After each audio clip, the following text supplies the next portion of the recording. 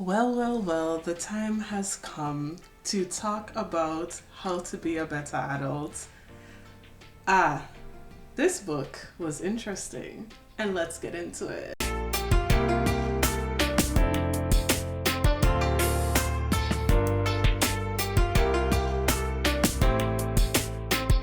We're gonna start off with the synopsis on Goodreads before I get into any plot discussion.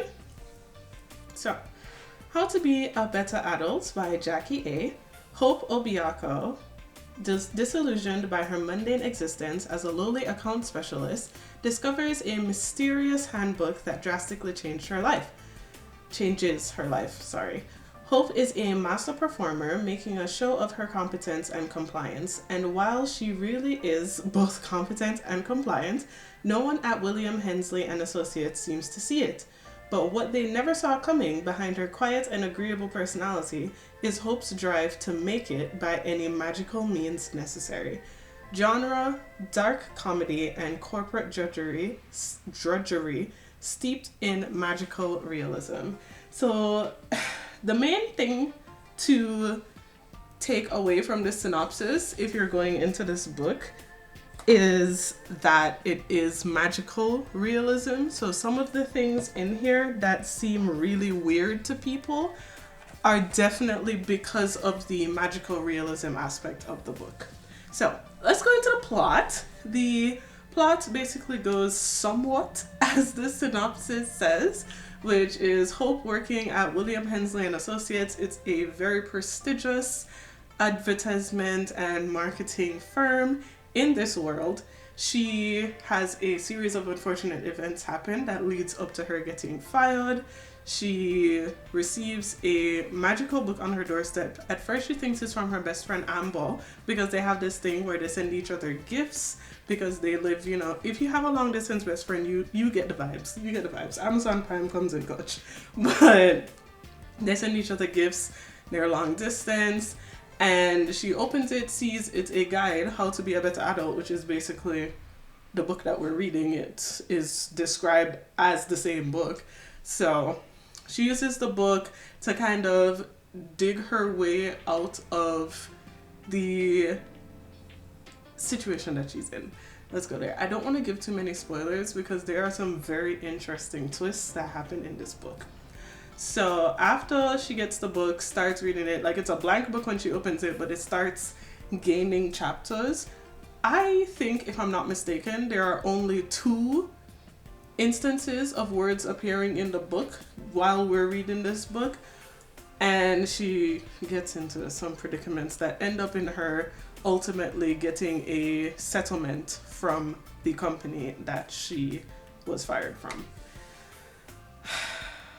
This book, I feel a little attacked, and I'm not saying this in a bad way. I did really enjoy reading the book, but my gosh, as someone who is an adult around Hope's age, I could relate to her for majority of the book. As like someone who struggles with mental health issues, and if you are reading the book, it does not have a trigger warning because there's not really like an actual attempt that happens, but there are some hints and, there's some discussion of depression as well as the self-deletion side of Sue, if you feel me, those aspects. So be careful if that's something that you definitely do not want to see at all, then yeah. Other than that aspect, everything else in the book, I did definitely relate a lot to Hope's character. I think the only parts I didn't relate to were when she was constantly being untruthful for absolutely no reason. Like, I can understand somewhat lying to Mona because she don't know that lady like that. This is basically a stranger that took you home, took you to your house when you got drunk, and then just kind of like stayed there.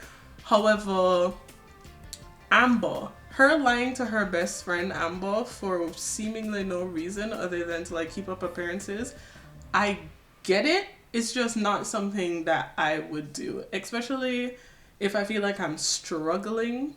I wouldn't do that. I did not like Hope's therapist. Hope's therapist was hard no. Hard no. I think her therapist, her manager, the HR manager at her building, as well as Alex, were the only four people that I definitely did not dislike, as well as her dad. But that's a immigrant parent thing. That's an immigrant parent thing, and that's something that I will discuss with my therapist and not on this video right now. But I definitely related to Hope in regards to how she felt after losing a job, as well as during her tenure that we saw of working at the job. Her struggling to do the work of 5 people when they know damn well that she was not going to be doing that. They were just trying to find a way to have reasons to fire her. And I get that completely, totally understand that. I get how she felt afterwards. I get how she felt interacting with Alex, because I'm sure if you've read this book, we all have an Alex in the workplace. We can, in my head, I was thinking about who that person related to in my actual real life, but couldn't deal with that. As well as her struggling to pay bills. I don't think I've ever had this form of description of a character like going through struggling to pay the bills and their thought process throughout doing that, as well as them like doing other things. Like, I've read books where they just start off poor from the jump they're poor, and then most of the time it's like in fantasy books. So it might just be me needing to expand my reading pool, but it was definitely something that related to me, and I get it. I completely understand. It is hard out here working and trying to pay student loans and dealing with this adulting thing, learning how to live by yourself for the first time, getting your first job, and then like failing at it, getting fired. It is not a great feeling, and that is relayed very well in this book. I was out there in my feelings reading the book. So there's that. I really enjoyed that. Hope's relationship with her parents was another thing that I was relating hard to. Not the whole... Her dad is a college professor, and he's like the typical immigrant parent that's like really hard on their daughter to like, you know, do well and succeed, and oh, it's because you didn't listen to me and you chose your own path instead of the path that I got for you, as well as just the burden of knowing that you're going to have to succeed not only for yourself, but also so that your parents have a plan to fall back on. Even though that's not something that you should have to worry about, it is definitely something that is in the back of our head. Like, oh, my parents are gonna have to find somewhere. Like, it's not like I could put them in a home, because back home there's not a lot of retirement homes. That's not the thing that you do. Your parents, when they're out of retirement age, they're gonna come live with you, or you are gonna buy them a house back home, etc. It's a whole thing. And I understood that. I definitely did.